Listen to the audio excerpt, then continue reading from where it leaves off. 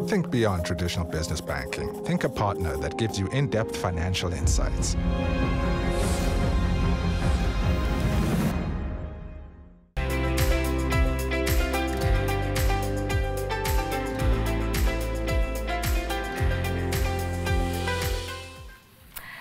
Well, if you have just tuned in, it is time for the power table. And on the table, or the agenda on the table today, is the trends that are playing out right now in Africa's automotive sector. So we have seen electric vehicles being a thing, autonomous driving being a thing, as well as sustainability being key issues that are driving automotive markets globally. And the question then becomes what these trends and how these trends are playing out in the continent. And to help us unpack this further, I'm joined by Ndia Magadagela, the CEO at MAXUS Electric Vehicles, Amith Singh, a National Manager for Manufacturing at Nedbank, as well as Adrian Hammond, the Mining Equities Analyst over at Standard Bank. To all of you, thanks so much for your time. Ndia, I want to start off with you first. I think that your company has done something interesting recently. You have recently opened a dealership, it would be, in Pretoria, the capital, in September. You essentially distribute commercial electric vehicles in South Africa. Tell us how that's going. So, well, the uptake is slow in South Africa because of all sorts of reasons, but we do know that there is definitely interest. So we have seen some units moving, but we're seeing the units moving specifically in logistics and fleet management, so the commercial setting. Sure, because I wanted to ask the distinction there, because we know that the uptake has been slower amongst sort of consumers or general motorists, a whole host of reasons. One of them that is mentioned by the industry quite prominently is around price, and maybe also the awareness of the emissions of traditional cars. But in terms of commercial customers, we also know that companies have had these big targets, or stated the big targets to reduce their own carbon emission lines, and one of them, of course, could be through transport and their logistics. So you're saying that even there the uptake has been slow? I'm saying it could be faster, and you're very right. I think the uptake on the commercial side is really because of the ESG commitments that they have made. But we also realize as people use these vehicles that they are firstly cheaper to run on the total cost of ownership, and they're also green. So it's not just that the people are paying green premiums to transition to electric because they want to hit those targets. They're also doing it because they are genuinely saving money. I think the reason why it would be slower in the consumer market is definitely that, the pricing. If you're thinking, I'm going to buy one unit, and then the first question is, where am I going to charge this vehicle? And you look around you and you realize there's maybe not as much charging infrastructure as we would like to have in the country. Yes, the number is growing, but there's still quite a long way to go. And so because of that, there's still a little bit of reluctance. But when you look at the commercial sector, even though there's reluctance, it's also still like a lot better. Sure. The uptake is a lot better. Okay, well, we'll get into some of the dynamics regarding the supporting infrastructure around EVs in just a short while. But I'm to bring you here. I imagine that when you are looking at what is happening in manufacturing and autos, electric vehicles is top of that list. But of course, I'm sure there's a whole host of other things if you'd like to fill us in on that. Yeah, so I think it's an interesting way to look at it. So, you know, the electric vehicles and navigation into new energy vehicles is definitely top of mind for the sector. I think where we are finding a little bit of a lag and probably tardiness is the lack of policy to push us forward in that electric vehicle, new energy vehicle cycle. The other challenge we're having is that quite often as South Africans, we're trying to contextualize where does South Africa play in this large scope of things. And, you know, we bring in challenges, i.e. our power crisis with Eskom, and immediately there's some form of resistance towards the movement to electric vehicles. But I think one needs to cast in mind a little bit larger and a little bit bigger than you know, the South African context. This is globally. I mean, I think 64% of our vehicles we manufacture in South Africa are manufactured for export purposes. So yes, there is a large portion, you know, made for South African use, but there's a greater portion that's meant for exporting. So, you know, without the necessary, let's call it policy changes, education, adaptation into the new energy vehicle space, we're going to lag behind. And I think this is like quite detrimental for our country. I mean, the automotive manufacturing space is responsible for about 112, 115,000 employees directly, and I think just over 330,000 employees indirectly, due to its massive multiplier effect. So it's a sector that we have to really look after. It's a sector that we have to be cognizant of the vast effects that it can potentially have. Again, you would find very many of the OEMs, the likes of Mercedes, BMW, they are building capability and capacity, as well as Toyota. Even Ford. We're hoping later, next year that we would see Ford in the journey as well. So we've seen the OEMs that are navigating and transitioning, but a lot of it is not for local use. A lot of it is not for local production.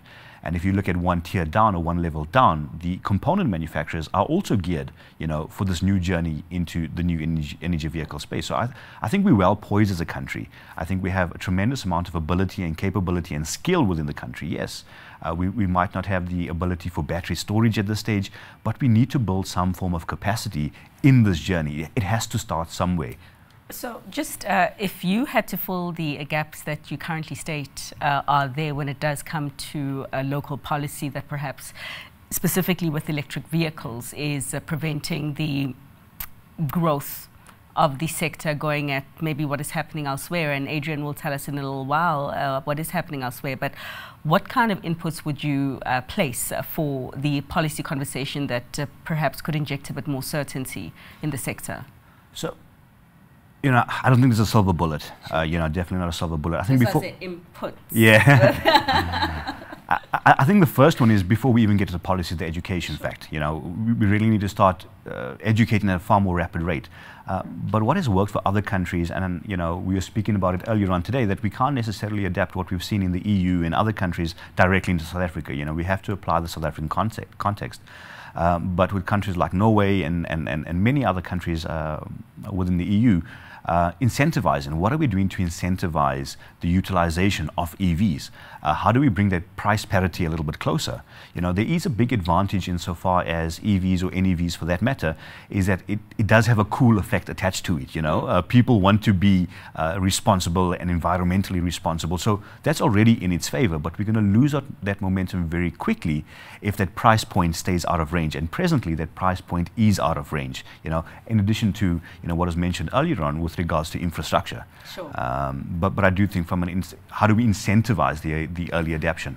If we just stick to the price point, and just a real quick, your commercial vehicles, I understand that there's around 3 different types of electric vehicles right now, and you compare them to the traditional internal combustion engine vehicles of a similar kind. What's the difference in price? So there will be an 18%, a sliding scale between 18 and 30% on top of that, because in South Africa, electric vehicles are still levied an ad valorem tax, which is like a luxury tax. So it is seen as a luxury good, like an electric shaver, essentially. Which is a problem, you think? Which is a big problem, because then the price point between what my customer could have bought in an internal combustion engine and what I'm then selling them is out of, it's out of range. It's a lot more expensive. And that's why, this whole thing about the commercial sector being the ones to adopt first, because they do enough kilometers to sort of offset that capital cost that they would initially pay with the low operating expenses. Okay, okay, that balance. Adrian, to bring you in, when you think about what's happening in the global scene and you think all things electric, there's one name that pops in most people's minds, and that's just Tesla and what it has been doing. Of recent, we have seen the likes of a serial Chinese competitor, I think in the name of BYD as well, and we've seen the astronomical sales that they've reported specifically in the EV space. And I know that this is something that you watch quite closely globally, but if you can just talk to us about some of the trends that have caught your eye and that you found interesting in the global space of late. Sure. The growth rates have been astronomical of late, and there's no doubt that the world is trending more towards EVs, but I think we're at a junction now with the growth rate slowing down, and certainly you see the likes of Tesla in the news all the time, and you can't have a conversation about EVs without talking about China. But I'm afraid to say the growth rates are rapidly slowing, and like my colleagues have discussed now in terms of affordability and infrastructure, those very issues are starting to take effect. In China, the growth of the market share has been pretty stable at around 23%. Globally, it's been around 13% for the last year, month on month. So we are seeing a slowdown. And the reason why we got hyped up about EVs is really that it's been subsidized a lot, and particularly in China, and then with Europe and the US following. That's now slowing down. And so we see the growth rates coming down quite a lot. So although we see, ultimately a move in this direction, I think the market's very wrong into how quickly we will shift across to this new market. And we're seeing it not just from the consumer side in terms of affordability and infrastructure and availability of charging network. It's also from policy driven by government. You've seen the UK cancel the ban on ICE vehicles, pushing it from 2030 to 2035. And you've got to ask yourself, why is this happening? And if you consider the impact on the supply chain, the jobs, I mean, we've been producing ICE vehicles for over 100 years. Imagine the impact if you suddenly transfer to making EVs instead of ICE. All those skills, those jobs in Europe will be lost. And not to mention the impact on commodity prices and the pressure it would put there. So I think we'll see more backpedaling coming through, and we're already seeing it in the numbers. And what is actually interesting is that I think we'll see a middle ground for the rest of this decade, which is going to be driven by plugins. And as you know, a plug-in is using a combustion engine and a battery combined. And that seems to be a much more favorable price point. It's a lot cheaper than a battery-only electric vehicle. And of course, it takes away the range anxiety, which a lot of consumers are obviously, when they decide to buy a new car, do they decide to get an EV or an ICE? Sure. And so it's in the numbers already, and we see China's doubled its growth of plugins year on year, whereas battery only is only up 23%. And we think plugins will grow, continue to grow quite well, and we'll see ICE combustion engines stay pretty much where they are, if not grow a bit more by 2030. Well, I'm glad that you mentioned the supply chain, Adrian, because I think that maybe that is one of the things that has happened or has changed to cause some countries to shift the goalposts on their targets of when they will be accepting or no longer accepting certain vehicles in their markets or not. Because I feel as though before COVID happened and before the Ukraine-Russia war happened, a lot of countries were firmly on the path of that hard stop 2030 deadline or else. And I suppose it's a question around geopolitics and the supply chain and just what the state thereof is looking like for you right now.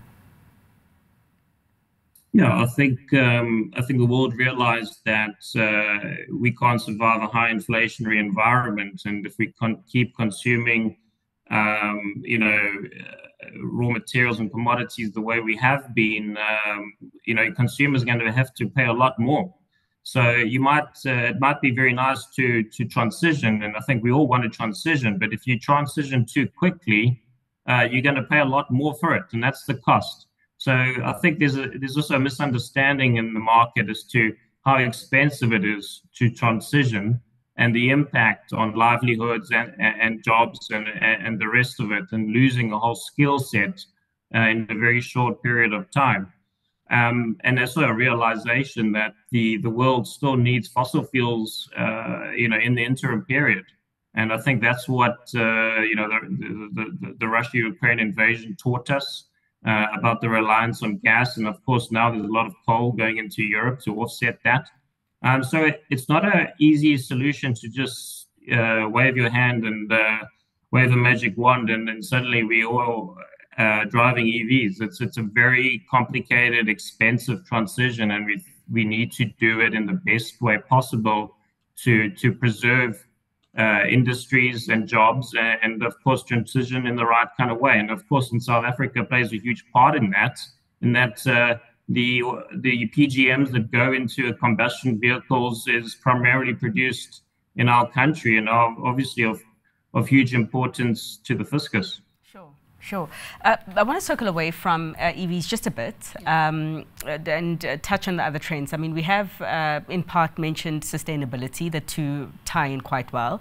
How's about autonomous cars? I mean, how far do you reckon we are from there? She laughs. Does that, you laugh, it implies very far. I wouldn't say very far, because we've said very far for certain things and it happened sooner than we thought. I think with this whole talk about new energy vehicles and new technologies, we wouldn't say it's that far along. I'm not saying it's my grandchildren that will see this. It might still be in my lifetime.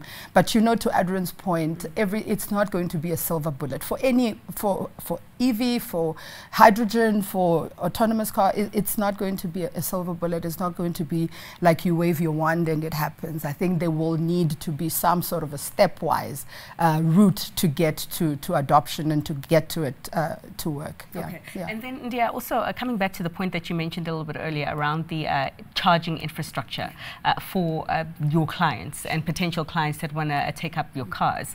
So what are you doing maybe to also solve the problem as Maxis, and what is required for a more grand scale uptake? So as Maxis, with our partner EV Electric, we put down the charging infrastructure for our clients. So we ensure that if customer X buys a vehicle, within their route there is this charging infrastructure for them. And really the idea being to take the headache out of the adoption of electric vehicles. There's a chicken and egg situation about, you know, what comes first. Is it the infrastructure? Is it the adoption? What is it? And so we've decided to sort of, as Maxis and EV Electric, put it together and ensure that there's no headache when one wants to transition to electric. Yeah. Okay. Yeah. And Amith, I mean, yesterday we were just speaking about the level of business confidence in the country, just reflecting on the fact that the confidence amongst new car dealers in South Africa had actually gone back to the 2020 lows, that the initial onset of the lockdowns when I think practically no cars were being sold. And that's just speaking to some of the broader issues that are currently playing out in the industry. You touched on load shedding. Of course, you've also got a consumer that is grappled with not the strongest purchasing power at this stage. But what we also have seen is a certain level of resiliency that has been shown or demonstrated by the manufacturing sector. There's been a lot of investments that have gone into strong arming the sector from the crisis of load shedding. I just want to know, just based on the numbers that you look at, whether you reckon it's enough. So I don't think it's ever enough. You know, in a developing country like ours in South Africa, one knows and is very cognizant of the fact that manufacturing is a way out of developing into developed. So the resilience that we've seen has been very encouraging, but I think a lot of the resilience we've seen is purely on the back of big investments into our country. And as South Africans, we just don't give up. You know, we just don't have the will in us to back down. I mean, you know, a lot of people are drawing from the World Cup experience and these 1-point victories, and I'm going to draw from it as well. We've seen a lot of adaptation into new age technology, a lot of uptake of AI, and how we're better using modularity in terms of manufacturing processes. How are we collaborating better in the industry? We're finding our industry bodies are stepping up and playing bigger roles within the South African context. So again, while there hasn't been a single reason as to why we've shown a lot of resilience within the manufacturing space, I think it's a combination of many reasons, but it has been a fantastic and tremendous success story. On the back of the successes, there are a lot of other prohibiting factors. A lot of people look at the power crisis as possibly the biggest one that we face in the country. But if we overlay what's happening with our rail network, what's happening with our ports, and you overlay those challenges and how we lose in market, not to Europe, we're losing market into our African countries as a result of these other challenges that we're finding and we're facing. And if you put all of that together and you put it into a pot and you say, well, how have we done in manufacturing? I think we've done phenomenally well if you take everything else into consideration. I do, however, think it's key and critical that as South Africans, we keep our eye on the prize and where do we play in the space and market. If you bring it back to the automotive sector, we've always been the #1 player in Africa. we're going to very quickly lose our place as the #1 player if we continue to let this slide, if we continue to let our infrastructure slide.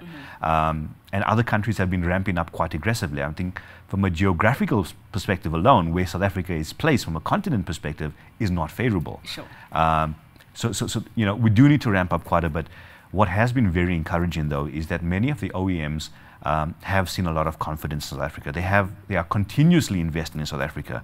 Again, I made mention of a couple of brands earlier on that are manufacturing EVs, are going to be manufacturing very soon EVs in South Africa.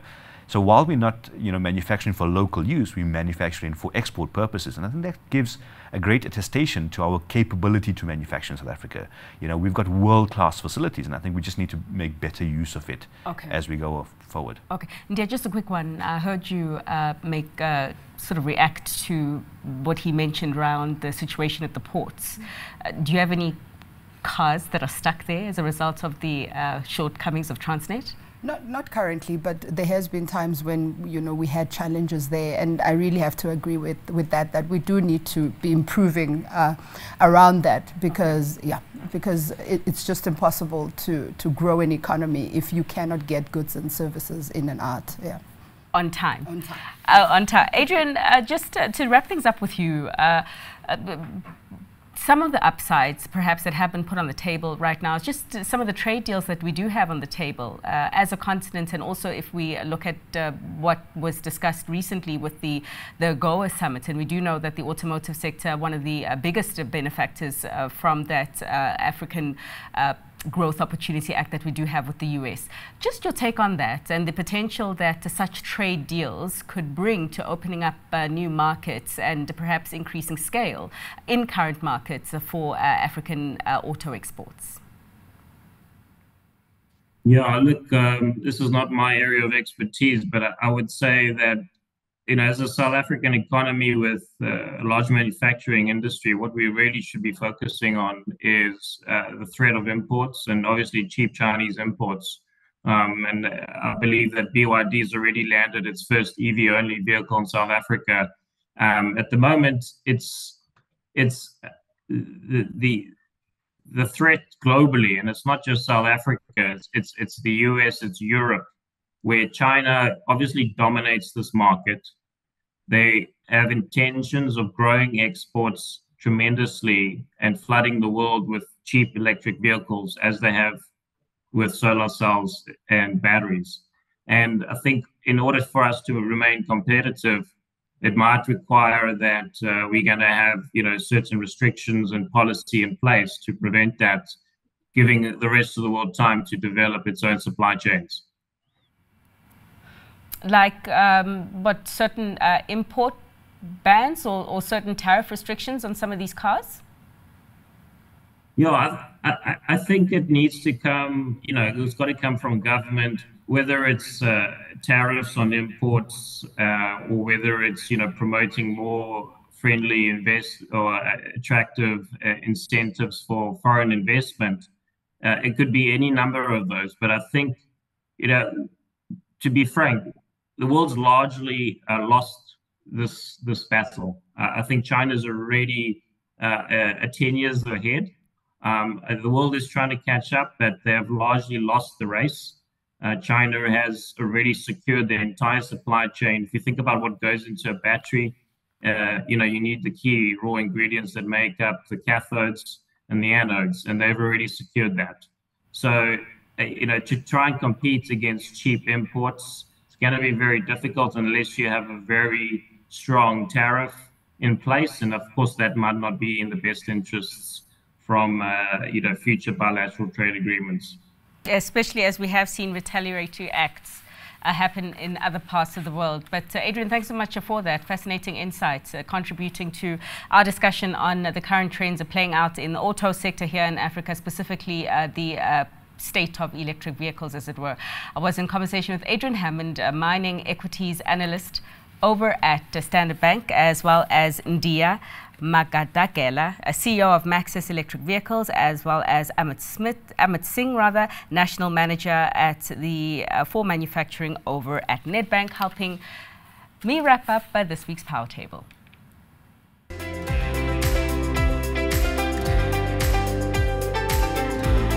This program is in partnership with Nedbank Commercial Banking, a banking partner that thinks bigger to guide your business growth.